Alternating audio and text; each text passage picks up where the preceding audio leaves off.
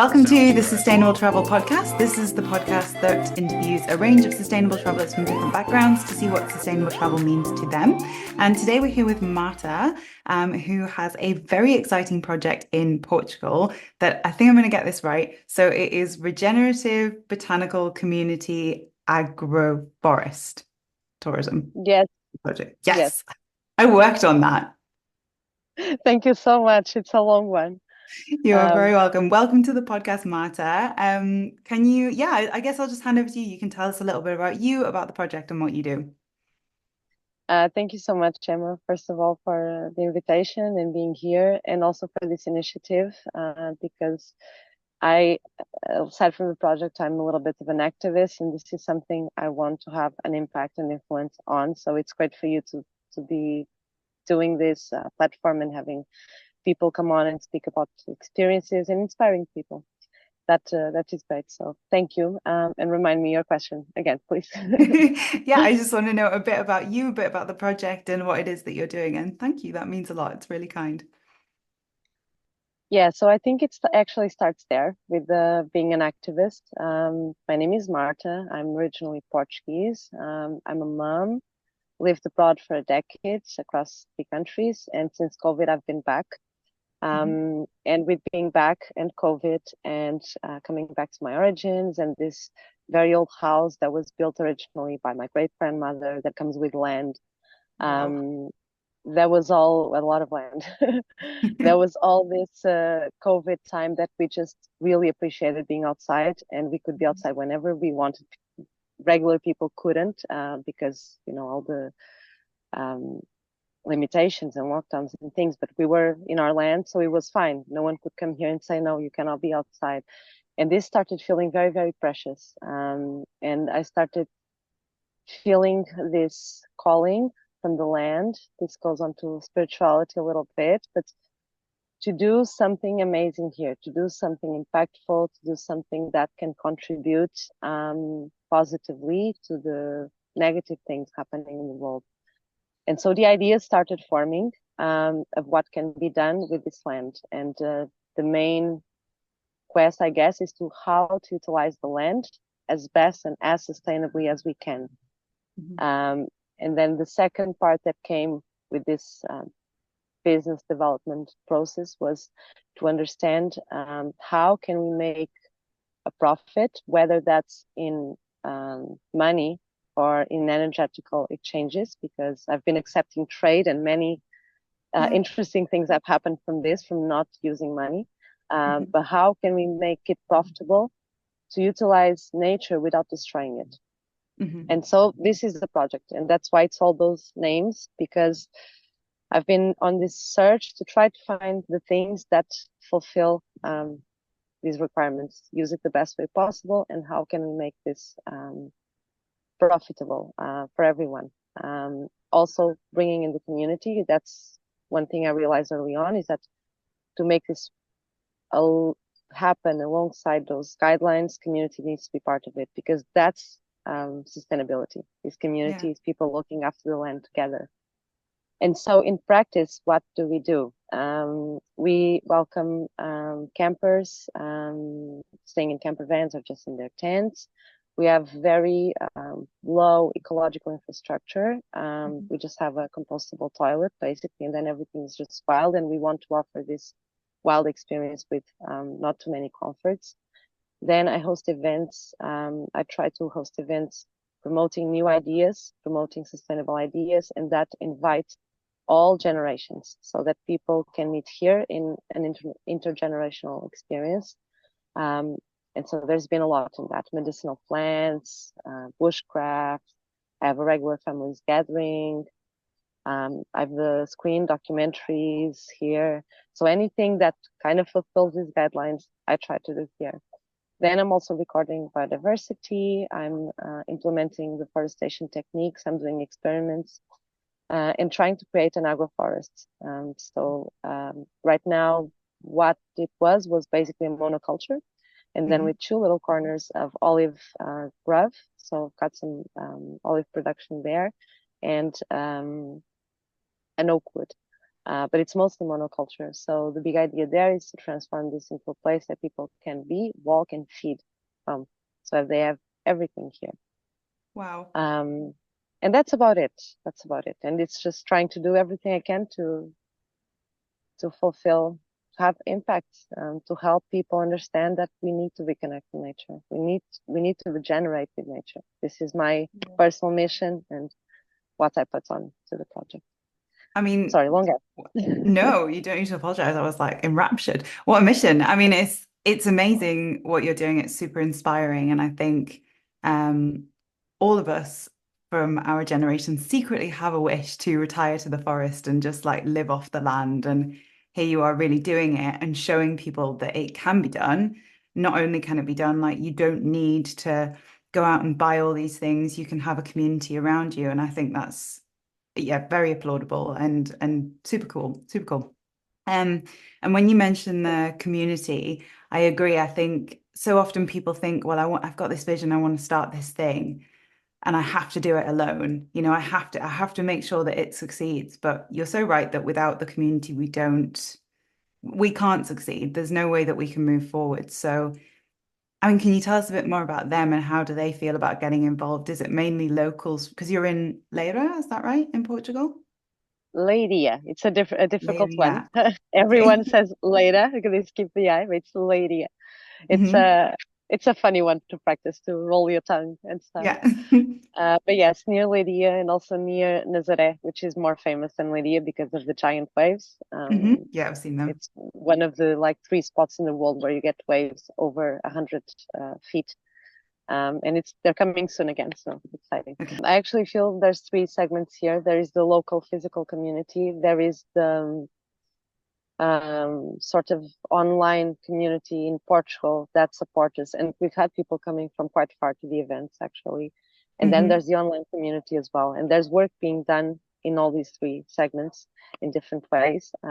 I do believe in this global movement, which is how we met, of Yeah. just creating change and connecting and sharing ideas. But to me, how the community vision started is when this all started 1 year ago when I took part in a business ideas contest. And it was the people there and the people that I started speaking to everyone I knew and I didn't know about my dream and my idea. And every time I shared it with someone, there was this amazing energy exchange back to me of ideas, of validation, reflections of what people need. And Hmm. so all of these people are already part of everything that I've said. They've been part of forming this vision of what is important here. Mm. And then I realized we needed people to mold the forest as well, to shape it. Hmm. And I started inviting people to plant here. And Hmm. this has been the greatest thing. Everyone loves to go and plant and leave their mark in a little place and feel like they are changing something. It's something, planting a tree, seeding something. It's very spiritual, very deep. It's something we always, even if we don't try to, we always connect because there's this hope of growth, of Yeah. rebirth, and that has been amazing. That has been the basis of connecting with our local community. Mostly, it's been a very slow process, and I'm Mm. trying to communicate in two languages to keep it interesting for to keep this community not just interesting going online and globally. But this has been a huge part, inviting people to plant here and Yeah. making these connections. And every single person that comes here to plant, then it becomes a workshop Yeah. because turns out this person is amazing on this thing. And it's just kind of like growing on its own and has a life of its own. Like Hmm. this week, I got a message. We've met our Kiki now to say my cat brought this little chick home, and I know you have chickens. Can you take her? And people, I know they're starting to associating us with being a sanctuary as well for animals. Hmm. I advertise it as a biodiversity sanctuary, but this comes out more as like a farm animal sanctuary. I've had this kind of question, and she just said if we want to adopt her, and I said okay. So now we have a new chicken because of this Oh, person that connected. yeah, that's really cool as well. I mean, I think with tree planting, that's something as well that other tourists can get involved in to leave a positive impact. And regenerative tourism, in my opinion, is the way forward. Like we need to be looking to these regenerative tourism projects. So yeah, I was going to ask you this later, but like, how can people kind of get involved in that? Can they come and stay with you? Yeah, they can stay as campers. They can just visit for the day if they want. I'm doing as well now, aside from the workshops, that there is a planned day, guided visits. So you just book with me at your convenience, and we have a guided visit. And this is usually focused on landscape interpretation. So there is a lot of knowledge by doing this visit and this connection, seeing the stories of the land. And I'm kind of like the interpreter, and I can explain to you what the land is doing and what's happening, and what the land wants, because the land wants things. This is something that I'm offering as well, and I recommend a lot because from the feedback I've been getting, this started just me, come see the forest, I'll show you, and the feedback was like, wow, you need to do something about this because the information and what I learned today, everyone should know, and so Yeah. now I do these guided visits. But yeah, people can stay, they can come in this way, or they can take part in our events that we are Mhm. doing. I also accept volunteers. I Mhm. don't have nothing like too specific yet, but I'm gonna launch like a program soon, Mm. and have a volunteering day a month. Um, yeah, everything we do, we can do by exchange, so not necessarily using money. Mhm. Uh, we love gifts and knowledge Mhm. and skills. That's like a lot more valuable these days. Yeah. Yeah, that's the Uh, community element again, isn't it? Like it's not all about the money. It can just be an exchange of cultures, ideas, and eventually things will grow from that. yeah, exactly. Mm. If you I- do want to support us with money, then I have a buy me a coffee page. So that's mhm. something I've had people ask for this as well because they value the work and the Mhm. activism and speaking up for all these ecocides happening in Portugal. So you can support us there, and that also gives you an option to adopt a tree if you're far away and you cannot come and plant it. You Yeah, can adopt a tree. We'll put a sign with your name. We'll give you updates, and you can come visit whenever. That's the that's deal we offer. It's a very cool. conscious adoption. That's very, very cool. We'll put that on the in the podcast description as well so that people can get involved with that. I mean, I want to ask you, like a project like that, it's so massive and there's so much going on, but what's the part of it that you're most proud of? Um, the people impacted, the connections, Hmm. the community being created.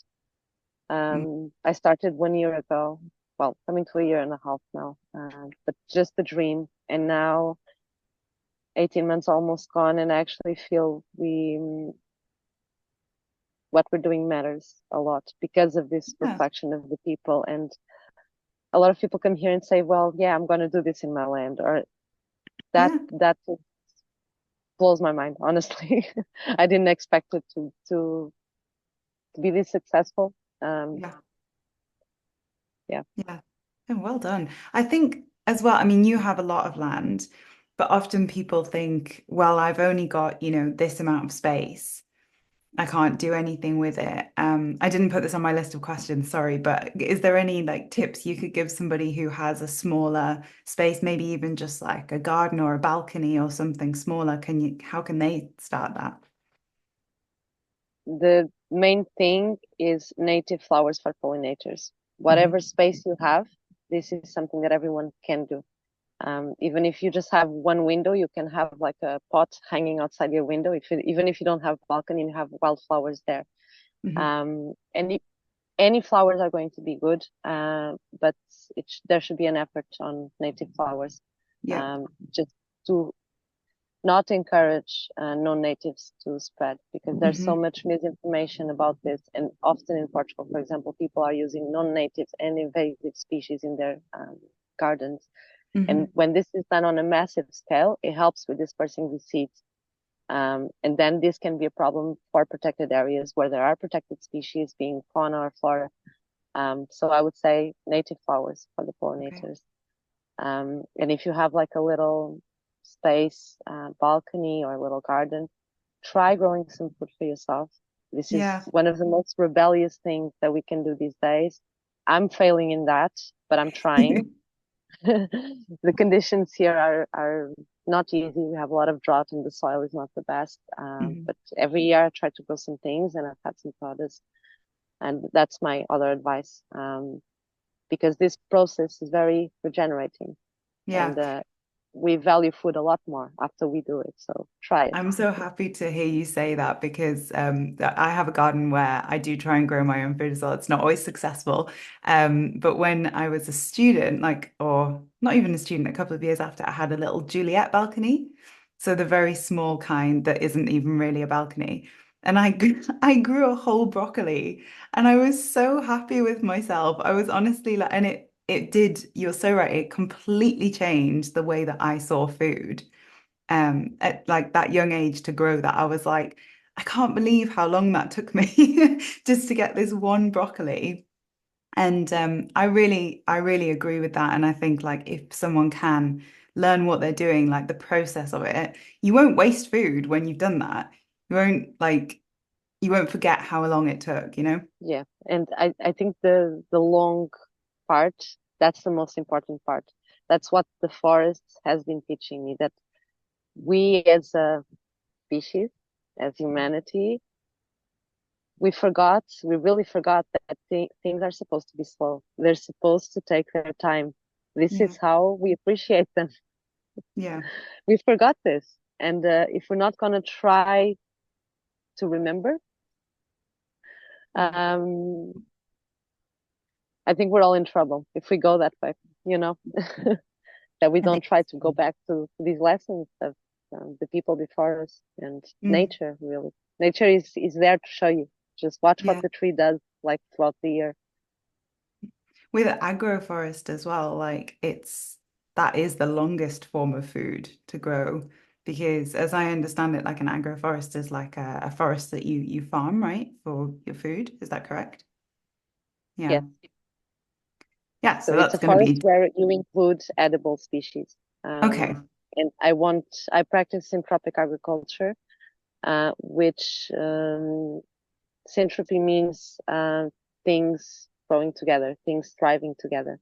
So Hmm. the main principles is density and diversity. And in terms of Hmm. forest, what it aims to do is to accelerate succession. So there's always natural succession occurring in nature. So we want to try to speed that up. And we want to create layers. So we want to have a dense forest that has layers from soil coverage to small bushes to small tree to bigger tree to big tree. And in this way, we can incorporate and grow food very well when all the species, when all the diversity is working together, because plants need each other. I was going to say Yeah. people. It's the same thing. People and plants need each other, Yeah. need each one is doing a different function in the soil. Hmm. So in this way, I'm still in the beginning, so I don't have too much to show. But in this way, in theory, we are able to grow a lot more and even have a lot more yield and have an actual healthy system that is Hmm. protective of biodiversity and that is also serving us humans. That we need the food, we need the wood. There's Hmm. nothing wrong with wood exploitations, but we need to do that sustainably, cutting a little Yes. bit at a time, not massive areas as they do. Mm. Yeah, I completely agree. I think we forget we are nature, we're a part of nature. And if we if something serves nature, then the chances are it will also serve us. Um, that so many people just don't, I guess, have forgotten, like you said, and it's definitely time that we brought that back. What are the struggles of kind of setting up a project like this, sorry, in Portugal? Um, so the main struggle initially was lack of resources, Hmm. but this has also been a huge blessing because a lot of the value that the project has now is because we've done everything without any resources pretty much. The phone is now on a table that was built by using pallets from this factory nearby. Hmm. So everything we've done here is people gave us or is reutilizing the things we have here or using our wood very sustainably. A lot of the construction that we have here is using our own wood. And I would love to never have to get wood from any standing forests to do anything here. Yeah. Um, but yeah, to grow and to have it as I wish. I wish there was like more investment and support from the government. This is Yeah. lacking. It's very hard to get a project going. For the tourism, for example, you need a lot of licensing, and I'm Mhm. not doing that. So my project for now, it's kind of like a private project. Yeah. So whatever you're doing here, you're like a private guest. Hmm. Um, and say you have a complaint about us. We're not necessarily a legal entity, so I don't have a complaint procedure other than let's talk about it and do the Yeah. best we can. Um, so in one way, we're kind of like illegal, but I don't see it that way. We're just private. Yeah. And I think it can still work in that private sphere and on the community sphere. But to make it like proper and to have access maybe to research programs that I would like to be a part of and things like that, I would need this investment. This is a struggle, and it's economical, political. Mhm. The whole tourism nature industry in Portugal. The tourism has support, it's growing, but not in the right way. So the Yeah. people like me, the small people, it's very hard to get support. And then the forest, the legislation is very hard as well. And that's Hmm. another set of obstacles to jump through. Yeah. Um, it's the legislation is very tight in Portugal. Um, then for me, an obstacle has been to, this is part-time. Everything I do is in my part-time, my free time. Sometimes there's no free time, so not a lot is happening. But to Yeah. manage like my family, my work, my freelance work, and give all the energy I can to the project as well. Hmm. Um, and this has been something that we started off as a regular family project. And with these pressures, it's now a monoparental family project. Hmm. So that struggle and obstacle is real, and it's one of Yeah. my things, areas of work right now is to keep how to keep organizing my time in a way that is serving the project the best way Yeah. possible. I think That's everything you're that's doing is like you're just a powerhouse. Like you're just like, yeah, I'm very impressed. I think anybody would be. Um, I mean, for Portugal, it's really interesting, right? Because there is so much tourism there, but you kind of, if you don't mind me just bringing it slightly back to something you were saying, is like the government is supporting tourism, but not necessarily the right kind of tourism, or not necessarily projects like you. Do you mind expanding a little bit on that for us? yes, there is some support for tourism projects, but always you need to have everything, all the licenses, all the legal part needs to be done, and this is very expensive. I Mhm. calculated that for me to be able to access government support, I would have to invest first about 20K. So the support is there, but not for if you're starting, that initial help, that doesn't exist. There are Mhm. some business contests and startup that's getting a little bit more activity, Mhm. um, but it's very limited unless you have a company formed already and all the things in place, and obviously some income to support this. Yeah. It's very inaccessible. But they are, in theory, if you see anywhere, they are betting on tourism, but it's only in the mass tourism, you know, Yeah. This is what for I the see. I mean, I'm not obviously from Portugal and I don't know it in the same way that you do, but I see a lot from people I know, like from my community at the moment, saying that like the tourism in Portugal is just unsustainable the way it is at the moment. Like everybody wants to come to Portugal. It's such a beautiful place, but the way that they do it, I think, needs to have in mind projects like yours. Like it needs to be, giving this regenerative feel, like not just coming, lying on a beach for a week, leaving your mess, and then not helping. I agree with you, and I think most people don't feel good about that anymore. It's just they don't know the options that Yeah. they can have to do something differently. But definitely, tourism should be about giving back as well, about Mhm. supporting the communities and leaving the place better than you found it. I'm a big believer in this, and especially in tourism. If you're going to the place and you're getting so much for yourself, it's always so enriching to be in a new place. leave a little bit back. And you always gonna be spending money going places. So try for that money to go to the people that need it the most, that are gonna make a difference the most, that are gonna help the country remain sustainable the most. I want to say that it's not just unsustainable, it's dangerous. And we just had like a week of horrible fires. I've seen countless videos of people driving in roads that should have been cut. Any of these roads could have been a huge tragedy. We had one 7 years ago where I think 60 people got trapped in a road and they died. And it was very lucky that it didn't happen again this year. So when we're having these highways with high peaks of travel and these kind of things, we're in a very dangerous place. And the government doesn't, it's all about this, yes, come to Portugal, come see the beaches, come to these popular places. And there's no mention about safety. There's no mention about care that people need to have in the roads, in the ocean. The ocean is so dangerous. There's a lot of accidents every year. There's not enough communication on this. And this to me is real sustainability, because if things then happen, people will be scared to come, and that will have a negative impact. And our GBP, is that how you say it? 10% is tourism at the moment. That's the one. Yes. GDP. I am, I forgot about that. But I mean, with the fires, you're so right, because I know, I don't know if you know this, but outside of Portugal, like that's not widely advertised. Like I was quite surprised to see, I mean, it's obviously on the news, but like I was quite surprised when you and a few other people from Portugal in our group were saying, Portugal's on fire, like we need help. And I even turned to my husband, Murray, and I said, "Oh, did you know about Portugal?" And he was like, "What's happening in Portugal?" Like it was completely over his head. And he's very like aware of the news. Like he's much more on top of things than I am.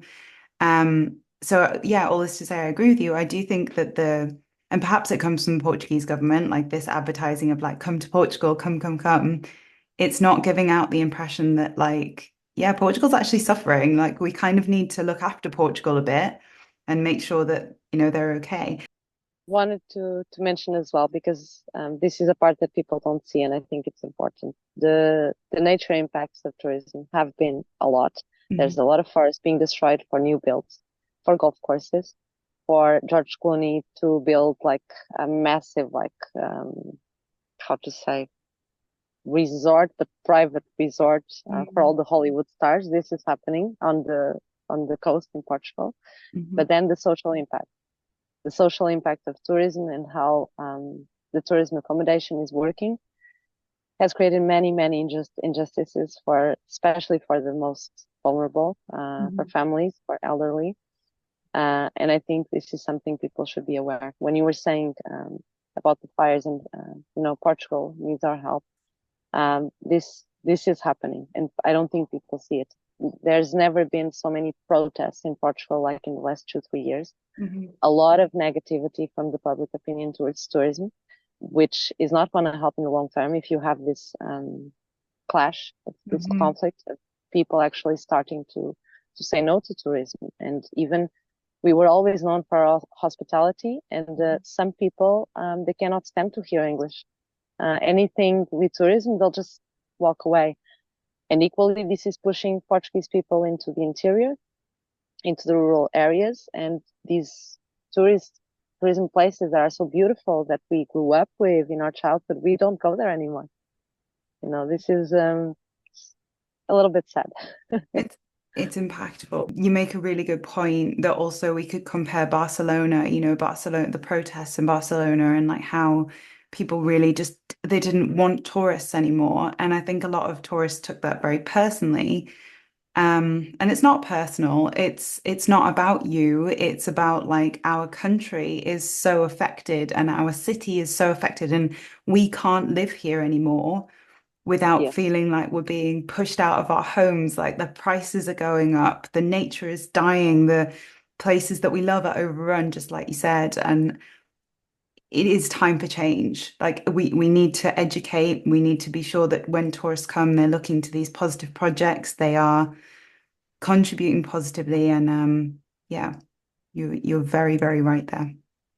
And it's about spreading these messages. I think as with my project, the most important job that I do of everything that I told you I do is communicating, is sharing these messages. The more we communicate about these things, the more we all going to be collectively empowered to do something about it, to start companies that promote sustainable tourism. There's not enough of those in Portugal. There's a few, thank God, but not enough yet.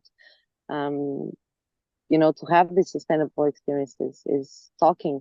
And that's the other part of regeneration as well that I try to do here in the project, that we are so much online, so much remote, that we don't talk so much to each other anymore. We need to talk. We need to get together and talk in person, online if we can, but whenever we can in person, share ideas, share insights, gather. This is where collective evolution happens and community happens. And it's true that the most impact that you've had and that anybody could have would be seeing a project like this in person. So the more people you get through the door, the more people are going to understand, wow, yeah, this is something that needs to happen. Yeah, it's my secret strategy as well. Not yeah, secret anymore. just reel them in. to bring people here. And in terms of like the long-term goal and vision for the project, like where do you see it going in the future? Like what's it going to become? So in terms of the forest itself, I see it becoming this lush, green, layered, dense forest with 10 times more biodiversity than we have now. I cannot complain. Okay. I'm very lucky compared to the neighboring lands, for example. All of my neighbors have a lot less birds, a lot less bugs than what I do. A lot of food. And I'm thinking specifically of my baby trees that I've planted, seeing them big. This is a huge thing for me, is following this road along. And I would like the project to become a reference for research and experimentation, for new ideas. So everything we're doing now, just the impact to be bigger, I guess. I would like to have maybe 2 little houses, so not just the camping and the vans, to have some different options, but to build them. I'm only going to build them if it's going to be a very sustainable construction. And yeah, the long-term dream would be to buy from the neighbors and make this a 50-hectare reserve, at least, and part of it actually get like a status of protected area. This is a whole other legal process to go through, but to have it open in permanence to the community, and to have a group of people so that my local community grows, the people involved in the project grows, and this community, like an association or something, is managing this forest collectively. And the pipe dream would be for this to become a village. Okay. I love a village that manages the forest, and that everything we need, we have here. We have a natural school, we have a natural health center. Everything we need would be here. That so kind of like go back to this city-state concept, or like community. You just community. Everything you need is in your community. I mean, big dreams. I really like can see that happening with your like drive and passion for it. So that would be amazing. Thank you. Yeah, I hope so. I think it will. And so we've touched like a little bit on tourism, but obviously this is the sustainable travel podcast. So for you, like I always ask the guests this, like, what does sustainable travel mean to you? And I guess like how do you practice sustainability when you travel? I don't travel too much anymore. I'm growing roots with my trees here. Yeah. But to me, sustainable travel is, for example, what I offer here, because when you do tourism here, there's been very little of the landscape affected, changed for tourism. I think this is one principle that people need to watch for. So whatever we say, what's the impact that we're having? What cost it to build this accommodation, this farm, understanding the history before people come, and trying, I think sustainability is making good choices and seeking alternatives. So for your needs, because some people don't like camping, they need more comfort than that, but for your needs, what is the lowest impact place that you can stay on? Mhm. Um, and definitely in terms of this, the way we're using the land, but then as well, impacts creating on the people. So sustainable travel should be about supporting the local community, not supporting the brands and the franchises. Giving your money to the people that are the backbone of the country and that are doing something impactful with it, the people that are making a difference. Um, and I think as well, but this is not for everyone, really getting involved with what's going on in the country. Like reforestation projects. If you can understand what are the current challenges for the country and have an active part in that, maybe part of your holiday can be volunteering in a soup kitchen. You'll Mm. hear amazing stories that will enrich you, and this is something that is giving back. These kind of things I think are ideal. But Yeah. again, it's not for everyone. So try to think in your tourism, what is the best way you can really engage with the community, get this connection with the community, and give back? Mhm. Because there are many. And if we are creative and if we take a little bit more time to research options, to ask people, Facebook is amazing for that. Facebook groups for travel. Like you just ask what you need, and there will be 20 million people giving you options and alternatives. Yeah. Um, Questioning is sustainable. Yeah. I Don't think, travel without questioning. yeah, be curious. Like, I think there are so many people who, and it's fair, like it is fair enough. I think we have to not dismiss the fact that people have like busy corporate jobs and lives and like it gets overwhelming. But if you can like try and understand the general feel that's coming from the country and like from the local people and like what they want and what they need, then surely that will benefit the land as well. Because like we've said, like what benefits people generally benefits nature, what benefits nature generally benefits people. There's an amazing resource that I want to definitely put you in touch with. And they're called Give Back Guide. And it's run by a couple called Jade and Matt, and they basically list like various organizations where you can give back when you travel. And it would be really cool if more people check them out because they have these regenerative projects all over I their love site. that. Mm, This is what we need, is this kind of initiatives, because sometimes it's lack of information, people don't know, because yeah. where the marketing is going is for those that can afford it. Asking as well, how I travel. I don't travel too much, but if I do, then I try to be in this way. Mm, I love camping, and staying in a place, not even like in a camping ground, but like staying while camping yeah. and leaving, destroying nothing. Leave no trace. Yeah. But if I want a bit more comfort, I would try to go to like an Airbnb or something, but that I know is not managed by a chain, that I know is like going to a person. I Hmm. try to go inland a lot. In Portugal, we have this problem. People just want the coast and they want Lisbon and Porto and Algarve, and that's it. And I try to go inland and get to know my country, these places with so much history. Hmm. And inland as well is very, so much more quiet, and it's not chaos, it's not traffic, it's not anything. Yeah. For me, holidays and traveling, it has to be about this as well, relaxing. So I cannot relax anymore if I go to the coast. No way.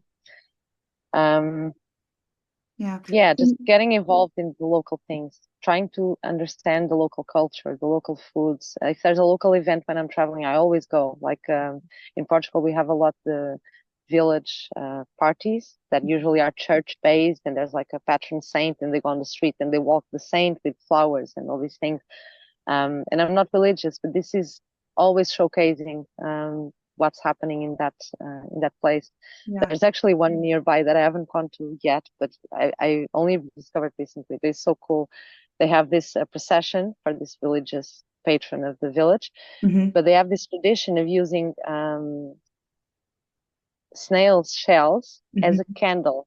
So they decorate the whole village, and they use dead shells, so they don't kill snails. Yeah. No animals are harmed.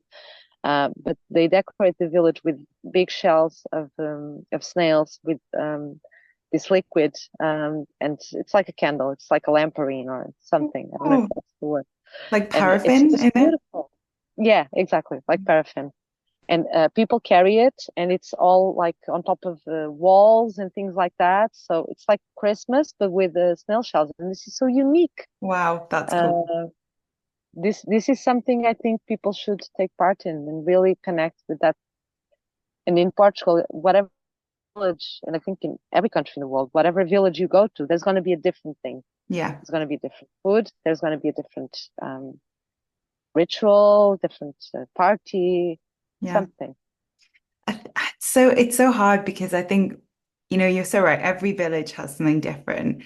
And then I think you get into the notion of, well, I can't visit every village in the world. And for me personally, like, more and more, I'm thinking, yeah, well, you don't need to. Just go to a few, just like experience like different things near you, or like not even near you. Like if you go far away, fine, but get into it.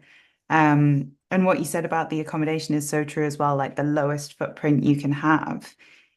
I think a lot of people want to say, well, it doesn't fall on me, it's the person who made it. Yeah, but your choices factor into what gets built, and it's important. Um, I want to find the right words. The demand creates the offer. Yeah, It's not the other way around. We yeah, can't forget this as consumers no, and as yeah. tourism consumers as well. You have a buying power, we say, like in sales, like your buying power is everything. You decide what gets built, you decide where money gets spent. And it's so Exactly. important, so important. Okay, well, and just to wrap up then, where I mean, obviously we know what you're working on, but where can people find you? Yeah, talk us through it. So we have a website, but it's not too much up to date Mhm. because I can't get around to everything. So Yeah. that's in the drawer right now. But Instagram is the biggest point of content. I'm always there. So it's Mhm. Floresta das Lebres. It's a big word. Yep. Um, yeah, just Instagram is great. Is the way we're on Facebook as well, LinkedIn, Threads, but Yeah. Instagram is the most active. And connecting is so important. Like even just people following you, giving their support that way, and like sharing on posts that you do, you never know who that could connect you with and who might end up coming. So yeah, from my side, I would encourage people to do that as well. To be honest, social media has been our the biggest thing for the project. I started it, the page, whilst I was developing the business plan, and I thought I'm just going to share some content here of the process. And uh, with the community vibes as well, it propelled a lot of things. A lot of connections were born from social media and from seeing what someone is doing and asking, "Hey, what do you think about doing a workshop here?" Yeah. Um, so please do connect there because it's a modern way of community, and Yeah. for us is very important. It's been very enriching, and we've learned so much Love so that. far. It's a modern way of community. I'm going to quote you on that. Um, well, Marta, unless you have anything else to share, I will wrap up. I just want to share the name, if that's okay. Yeah. Why the name of the project? So it's called Floresta das Lebres, which is means forest of the hares. Okay. Um, and it's because we have wild rabbits, not hares. It's a Hmm. different species. But it is my dream to help restore some species habitats in Portugal, for example, the hares. Yeah. So it's a little bit this vision that I want to achieve. The hares still exist, but in very few spots in Portugal. So I would love them to come back. And this is in honor of my great grandmother, who was the first inhabitant here.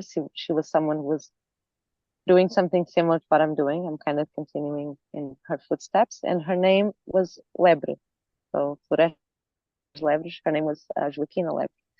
So Wow. she was, and I feel this energy from the animal and from the great grandmother. And I just wanted to share this because I think for me, it's a really big part of what I'm doing is to be able to continue the work of my ancestors Yeah. and also to live more like my ancestors. I Mhm. think a lot back of how my grandmother, great grandmother used to live, and how can I do that for Yeah. myself? Where can I find that balance of trying to live with less, Yeah. really, and more connected? Um, and as well, I think in travel is important. to find out the origin of things, to understand the history of places, and to honor those traditions and honor origins and messages from the people that build these countries up. And so that's why I wanted to share that. This comes from someone before me. I really That was all. appreciate that. And I love learning about it as well. Like, I mean, from my perspective, you've definitely inspired me. I want to come and stay with you. I want to come and see the project in action. And I cannot wait. it's so good. And yeah, I just want to thank you for coming on. You've been an amazing guest. So the Sustainable Travel Podcast, you can find us at www.thattravel.co.uk/the-sustainable-travel-podcast. And we're also on YouTube and Spotify. So thank you so much. Thank you, Marta. Thank you, Emma. It's been lovely, and thank you for the opportunity and the conversation. It's been great conversation. I feel inspired myself. Oh, good. You're always welcome. And yeah, we will see you guys next time.